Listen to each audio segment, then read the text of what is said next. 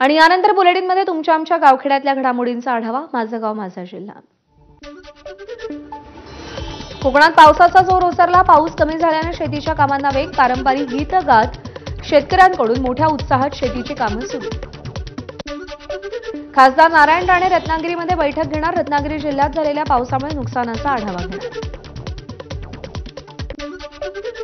सिंहगड किल्ला नागरिकांसाठी पुढचे 3 दिवस बंद. अतिक्रमण हटवण्याची कार्यवाही सुरू असल्यामुळे 3 जूनपर्यंत सिंहगड किल्ला सर्वसामान्य नागरिक आणि पर्यटकांसाठी बंद राहणार.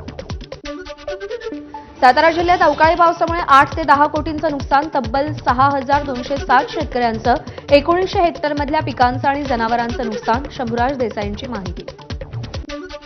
अकोला जिल्ह्यातील मूर्तिजापुरात प्रतिबंधित एचटीबीटी बियाणं जप्त. 16 लाखांच्या बोगस बियाणांवर पोलीस आणि कृषी विभागाची संयुक्त कारवाई. 17 पोतं एचटीबीटी कंपनीचं बोगस कापूस बियाणं जप्त. रविवारी नाशिकमध्ये मुख्यमंत्री देवेंद्र फडणवीसांच्या अध्यक्षतेखाली कुंभमेळा आढावा बैठक. या बैठकीला साधू महंत उपस्थित राहणार असल्यानं साधूंच्या सत्कारापासून भोजनापर्यंत सर्व तयारी. नाशिकच्या चांदवड बाजार समितीच्या सभापतीपदी नितीन आहेर. आहेर समर्थकांचा जोरदार जल्लोष. मावळते सभापती संजय जाधव यांच्यावर अविश्वास ठराव आणल्यानंतर नितीन आहेर यांची बिनविरोध निवड. गोंदिया जिल्हा मध्यवर्ती सहकारी बँकेच्या निवडणुकीसाठी नामनिर्देशन पत्र भरण्याची प्रक्रिया सुरू. राष्ट्रवादी आणि भाजप जिल्हा बँकेची निवडणूक एकत्र लढवणार असल्याची माहिती.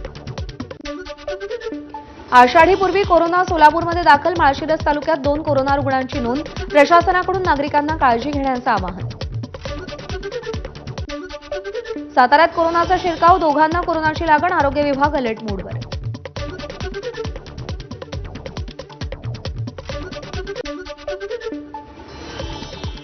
एक छोटासा ब्रेक घेतोय बुलेटिनमध्ये. या बातम्यांसह पाहत रहा एबीपी माझा.